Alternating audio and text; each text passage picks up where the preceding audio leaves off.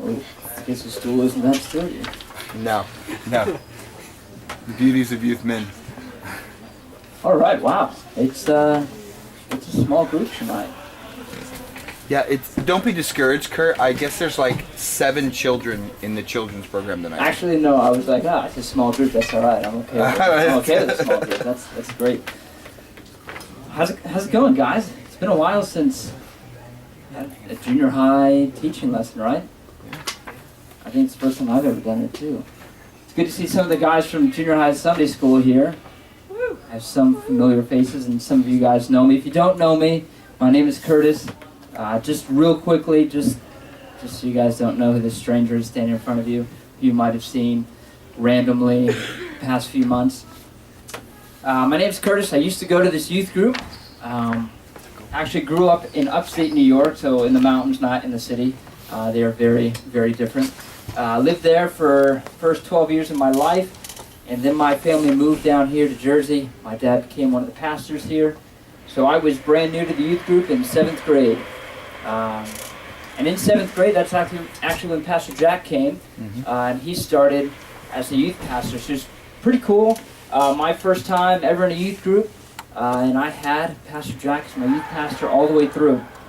So I was here, let's see, all the way through junior high and high school, and then I went up toward a life. If you ever been there, anyone ever been to snow camp? A couple of you. All right. Well, up there, camps, everything, but I went there for Bible college. And then while I was there, my parents actually moved from here back to New York. So that's where they are. If you don't know them, I'm sorry. But anyway, I was there for 2 years, went to school there, and then I worked on staff there at the college for another 3 years. And then in October, this past October, I moved back here to New Jersey. I guess I just really don't know what I like better, New Jersey or New York. I guess I'm a little confused. Keep going back and forth. So yeah, I'm here trying to get involved here at the youth group, getting to know some of you guys I have in Sunday school, which is great, and I do miss the off month. I do miss you guys, but we'll be back soon. But yeah, just trying to follow Pastor Jack a little bit, learn from him. I want to be involved in youth ministry one day, so what better way than to learn from your youth pastor. So, that's who I am. If you have any more questions, that was super brief. You can ask me later. I'll be around. But just as a little review, because it has been a little while, we've been going through, Pastor Jack and Justin have been going through 1 John. So anybody remember the last time Pastor Jack spoke, what we talked about? Anyone remember? I'm not sure I do. I'm just curious. I mean, I'd be impressed if you do. It's been like a month or something with Christmas and New Year's and all that in between. All right, well, we were in 1 John chapter 3, and he talked about being a child of God and what that means to us. And he talked about when you're a child of God, how you are cared for. And ringing any bells? Anyone? You're cared for. I think he said that like probably 5-10 times. You're cared for, you're cared for, you're cared for. You get to call him, as children of God, we get to call God our Father or Abba Father, which means, anybody? All right, go ahead. Daddy, all right. I might do a lot of those anybody questions, like it's okay to interact with me. Sometimes I need it because then it helps me know that you're awake. And because I don't have PowerPoint tonight, sorry, you're going to have to listen just to my voice, and we'll try to keep you awake and myself awake as we go through this. So yeah, so we talked about being a child of God, and we're going to continue talking about that this week, and then 2 weeks from now we'll meet again to talk. I get to speak again, so you're stuck with me again, and we're going to continue talking about it as well. So, everyone have their Bibles? If you don't have their Bible, share with someone next to you. We are going 1 John chapter 3, and we're going to start in verse 11. So 1 John chapter 3, starting in verse 11. It says this, "For this is the message that you have heard from the beginning, that we should love one another. We should not be like Cain, who was of the evil one, and murdered his brother. And why did he murder him? Because his own deeds were evil, and his brother's righteous. Do not be surprised, brothers, that the world hates you. We know that we have passed out of death into life because we love the brothers. Whoever does not love abides in death. Everyone who hates his brother is a murderer.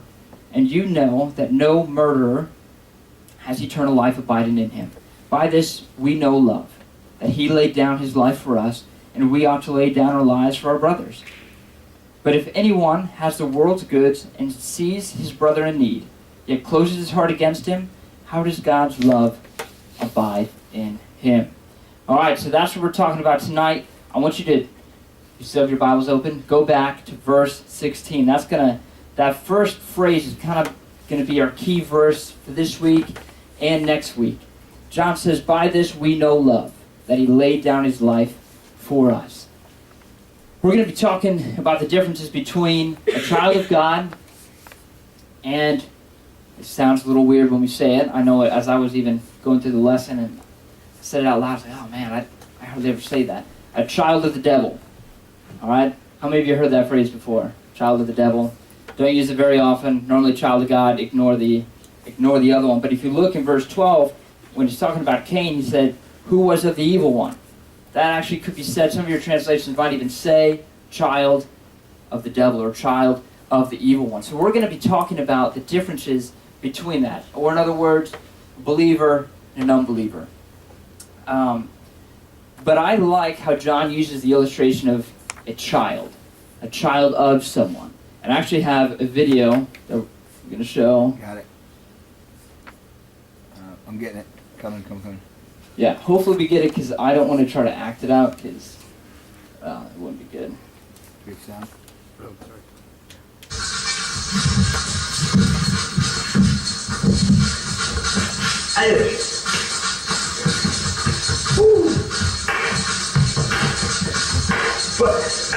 Oh,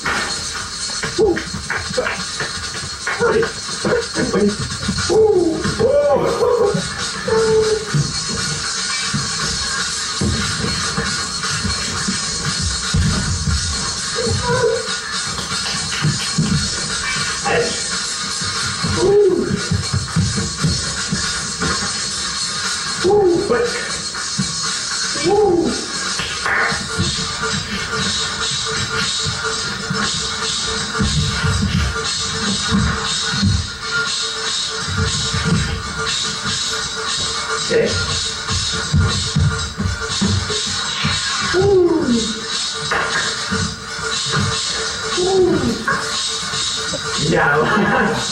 Okay.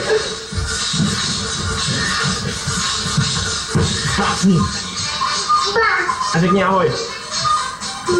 Alright, I have no idea what he just said there. But when I saw the video, I thought it was pretty funny. Maybe it was just me.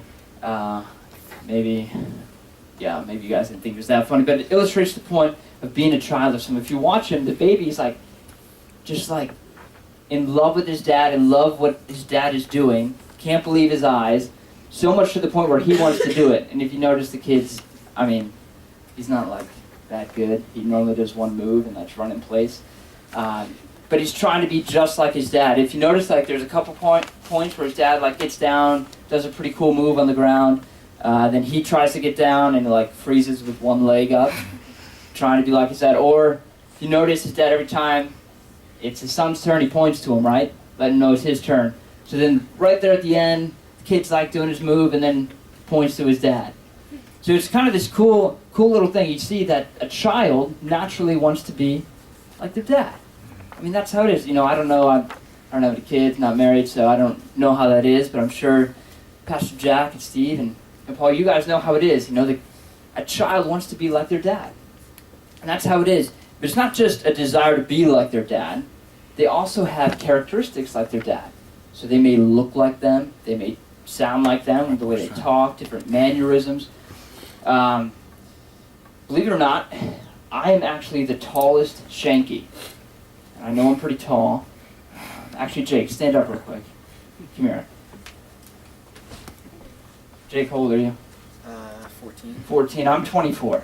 Right? I would like to think that I'm still growing, but yeah, that's the scary part. But I doubt I am. But I am the tallest Schenke. So what that means is my dad is very short. So that's what I got from my dad. I'm short because my dad's short, and well, my mom's even shorter. My sister, this is just a side note, never reached over 5 foot. So she's real small. So yeah, kids are like their parents. And that's why I think Johnny's using this illustration, because we all know it. All right? We naturally want to be like our dad, but then as well, we naturally have characteristics of that. So we're going to be talking about being a child of God and a child of the devil. And I'm sorry, this week is going to be a little bit more on the negative side, because we are not talking about being a child of God as much. We're going to be talking about being an unbeliever, a child of the devil. So let's go ahead. We are going to jump back into it. So the first thing we're only going to do, we got 2 things. Not too bad, right, guys? 2 points, not a problem. These are characteristics of what a child of the devil looks like, or what he acts like. And if you want to go back, remember we said the key verse is verse 16. It says, "By this we know love, that he laid down his life for us." Here's the key thing that you want to remember this week and next week. The difference between us and unbelievers is the fact that we know love. We know that Jesus Christ has laid down his life for us. We know that. All right, so we've experienced that. We understand that.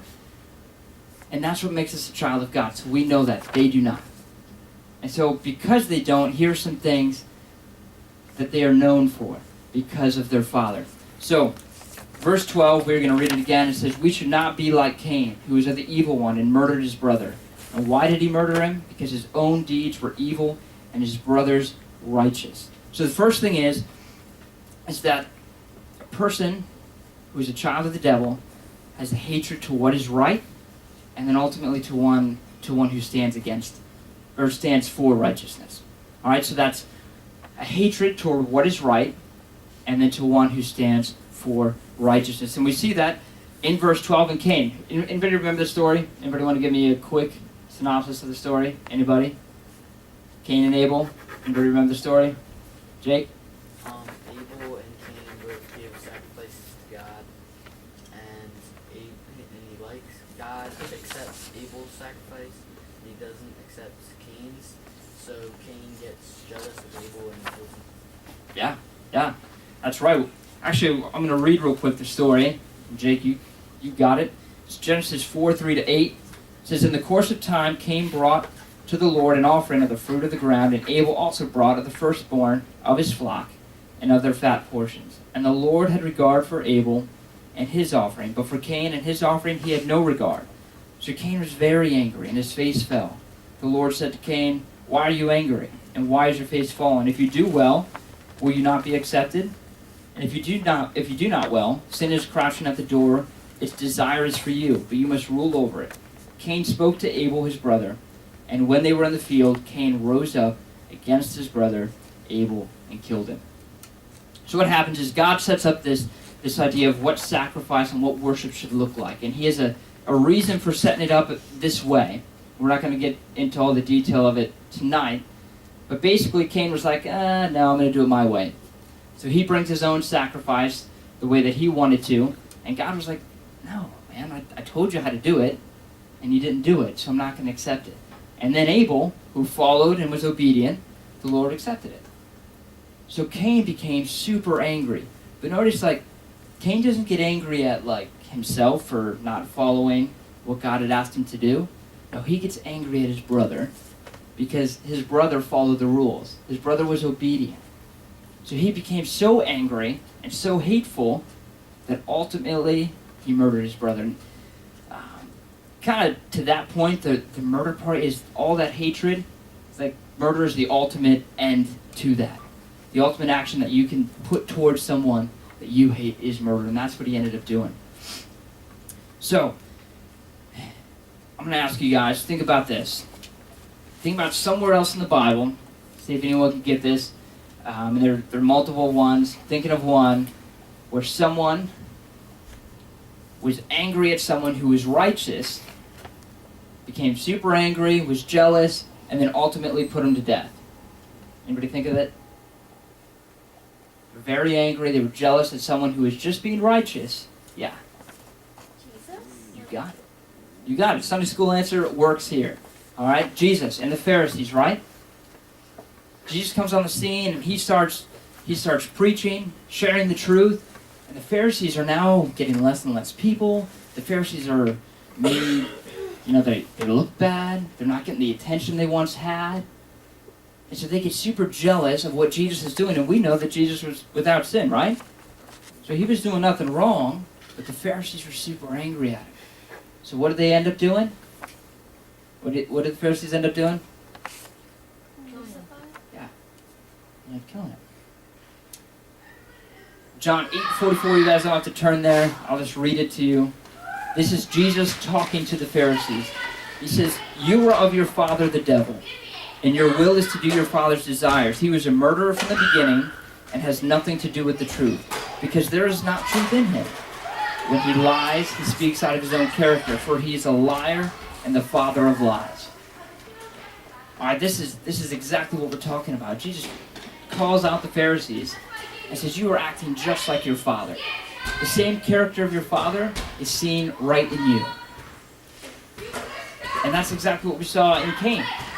He was just doing the same thing that his father was doing. His father, the devil. And to some of you, you see this. You see this around the world. Even today, we don't really see it so much here in America, thankfully. We don't see the type of persecution that we do around the world. You might see it on the news. If you guys ever, when I was younger, there was a book by DC Talk, and it had anybody know who DC Talk is? They made their first record in the town. Pittman, yep. Pittman. Yeah. Well, that was more hands than I thought I would see, honestly. Because they were kind of old when I was in high school. So, by now, I'm sure they were old. These guys know Toby Mac. I'm sure, Yeah, right? You guys know Mac. Toby Mac? And you guys know Newsboys, right? Yeah. The singer from Newsboys and Toby Mac and another guy were in a group together. It was awesome. So, sorry. Yeah, you can still look them up. Music's still pretty good. But anyway, they had this book, and it was basically all these stories of Christians who were persecuted. Some were put to death. So we hear about all these stories of Christians who are doing nothing but following the Lord. And you have those who hate what is right. They hate what is righteous because they're following their father, the devil. And so they end up killing them. And so we read about it, and sometimes it's not as real to us. And you're probably like, "Curtis, man, I don't really know any murderers. I don't really see that every day." But I know some of you guys go to school, public school. Some of you guys go to Christian school, and you guys know what it's like. You guys know what it's like to be the only one standing up for what is right. Right? It's tough. It's not easy. Whether it's your friends, some of you, it might even be family. To stand up for what's right, probably get ridiculed, made fun of, probably lose a friend, no longer the cool kid. Yeah, you guys face it. So it's not to the degree of them ready to take your life, but you guys see it. You see that they don't want what's right. They don't desire the same thing you do, and then you end up hearing about it. So guys, John says here in verse 13, he says, "Don't be surprised, brothers, that the world hates you." So guys, don't be surprised that the world does not like what you're doing. Because remember, do they have the same father as you? No, they don't. Their father is the devil, right? They have yet to know what love is. All right, we know that. We know that Jesus laid down his life for us. All right, they have yet to experience that yet. So don't be surprised when you're the only one standing up for what is right and you're getting made fun of. They don't think the way you do. They don't love the same person you love. All right, so the first thing is, a person who does not know the Lord, an unbeliever, a child of the devil. In other words, seen throughout Scripture, it's called a child of darkness or a child of light. John uses a lot of black and white type illustrations. You're either this or you're that. He doesn't really like deal so much with the gray areas. So an unbeliever is a hatred to what is right, and then ultimately to the person who stands for righteousness. So that's the first one, all right? Not too bad. One done. Here's the next one. An unbeliever is an unwillingness to sacrifice, or to really love someone, or to give up. Verse 17, it says, "But if anyone has the world's goods and sees his brother in need, yet closes his heart against him, how does God's love abide in him?" John's actually like talking about a believer, like who has enough to get by, and he sees another brother who doesn't have enough to get by, and he's like, no, sorry, I'm gonna keep everything. Kind of ignores him. John's like, no. That's not a characteristic of a believer. That's not a characteristic of a child of God. No, that's a characteristic of an unbeliever, a child of the devil. Why? Because they don't know how to love. Here's what's cool. It says, "By this we know love, that he laid down his life for us, and we ought to lay down our lives for our brothers." The whole idea of the gospel is a love, it's a sacrificial love. They don't understand that yet. We do. We know what sacrifice is because we have the example of Jesus. So they don't, and some of you are like, well, I know some unbelievers that, they're nice and they'll sacrifice, they'll give up. And just so we know, just so we're clear, even next week we'll talk about this, like what sacrifice is. Like, growing up, like I had two older brothers, or one older brother, sorry, and a younger brother. But Ethan always got like the hand-me-down. That's my younger brother. We got too old, too big for our clothes. We sent them down to Ethan. Some of you guys know what that's like. We actually got hand-me-downs from other families that then went through Tyler, my older brother, then to me, then to Ethan. So it was always passing through. So sacrifice isn't like giving up the clothes that no longer fit you to someone who might need them, which is still good. Give it to someone who needs it if you no longer need it. But that's not sacrifice. Alright? It's not sacrifice to give up something that you never wanted to keep. Alright? Sacrifice costs you something. So, an unbeliever naturally does not want to give up something that's going to cost them. We understand what sacrifice is because Jesus did. But an unbeliever, it's not the same. And you're still like, well, hey, I still know people who gave so much money. I have friends who have done some pretty cool things for other people who don't know the Lord. But you know what? A lot of that, behind that, self-righteousness or self-glorification, they want to be put on display. They want attention. If you do something nice for someone, most of the time, you'll probably look good to someone else. Or like at school, you want to be friends with someone who has there's one kid in my class growing up who had quite a bit of money, so you're like, oh, I want to be his friend, I'll be nice to him, I'll give him this, give him that, I'll help him with his school, because I like pools and I like four-wheelers, and that's what I'm going to get out of it, right? That's not sacrifice. Sacrifice is giving up something without expecting anything in return. Alright?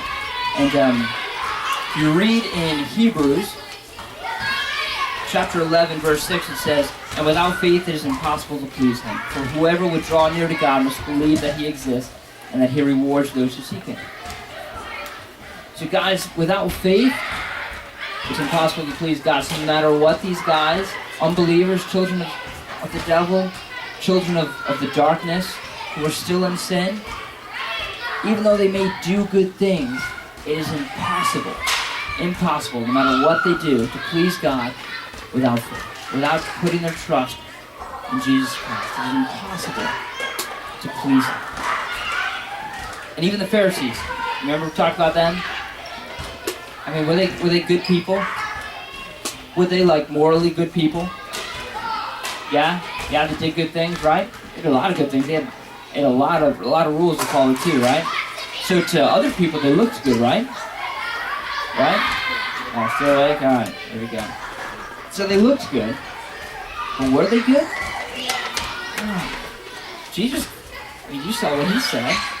He calls them children of the devil. That's what he calls them, because they aren't good. Every good work that they were doing was so that they would get the glory. And that's completely opposite. of a child of God. So, those are the two things. Two things that mark an unbeliever, that characterizes an unbeliever, because they are following after their father, who is the devil. Alright? So what does that look like? We have a little bit of time, real quick. I want you to think. You're like, alright, that was cool, Curtis. Like, I understand there's a difference between children of God and of Satan, children of darkness and light. I get that. But I want you to think about it now, alright? How does it apply to you? I want you to think about your relationships right now. Alright, first one, your relationship with God. Alright, first, guys, if this is like, I don't know all of you. I don't. If you're like, man, I have no idea what he's talking about, this love. I don't know this love that he's talking about. Please, come talk to any of us. We'd love to talk to you about that. Because God, you guys all know the verse, John 3:16, for God so loved the world that he gave his only begotten Son, that whosoever believes in him should not perish. For what? Eternal life. So some of you guys know that, but if you're sitting there like, man, I don't know what that is. Please talk to us. We want you to know that. We want you to be a child of God. And if you are a child of God, I hope that knowing this truth makes you more thankful that you are part of God's family. That God is your father, and not Satan, not some guy who is known as the father of lies and murderer. That's not something you want to be known by. So be thankful. Praise the Lord that you are in his family. You know what's also cool about being in God's family? And we're going to talk about this next week. We got all these other children of God's family. And we're going to talk about what that looks like next week. But here's the other one. Think about your relationships with unbelievers, with those who do not have the same father that you have. Alright, think about it. Now when I talk about unbelievers, I'm not trying to bash them where they are. I work with mostly all unbelievers. Man, there's nothing more that I would want than for them to be a part of God's family. But right now they're not. So does this mean we shouldn't be friends or have relationships, like friend relationships with unbelievers? No? We should probably have it, right? Why? Why should we have friends with unbelievers? Why should we be friends with unbelievers? What? A good influence? Oh, that was a stretch. Anybody? Why should we have friends that are unbelievers? We can witness to them. That's what we have it. Because listen, guys, we know, verse 16, we know that love. They don't. And we want to be able to share that love with them. So that is the reason we have friends who are unbelievers. But some of you are like, you have really close friends who are unbelievers. And sometimes, too often, you're affected by them. And as their actions display who their father is. Alright? And you're being torn down, and you're being worn down by them and their works and their self-love. Alright? You're getting tired of standing up for what's right. Guys, those are friendships that you may want to think about taking a step back, not hanging out with as much. Here's the other thing. I know 7th and 8th grade, right? Like starting to beginning to think about like, that guy's pretty cute, that girl's pretty cute. Thinking about dating. I know how it is. I was 7th and 8th grade, and like, I know that. We always had a rule in my house that we weren't allowed to date until we were like 16. But even then, there were like other things that went along with that. So, but I know that you're starting to think about this, and maybe this is a thought that you just put away, lock away for when you end up dating someone 10 years from now. Alright? You understand the reason why we don't date unbelievers. Because they are completely opposite from us. They don't love what we love. In fact, we desire to do what's right. They hate what we desire. It won't work. That's why John says, you're either a child of the light or of the dark. There's no in between. You're either one or the other. That's why we can't have a relationship that close with it. That's why we don't want to date an unbeliever, because it's not going to work. We don't want to continue in a relationship like that. So, put that away for, like I said, like 10, 15 years now, when you start dating someone. But remember this, guys. Ephesians 5:8, it says, "For at one time you were darkness, but now you are light in the Lord. Walk as children of the light." Guys, don't forget, you were once there. You were once a child of the darkness. You were once where your friend is at. You were once at a point where you didn't like what was right. So may that motivate you to be a witness, to share that light, to share that love that you know. Because you were there. And if it wasn't for God's grace in your life, you would still be there. Alright? Anybody have any questions? Next week we're going to talk, and I'm excited about next week because we get to talk about all the cool things and our responsibilities of being children of God. Alright? So I'm excited for next week. Please come next week. That would be great.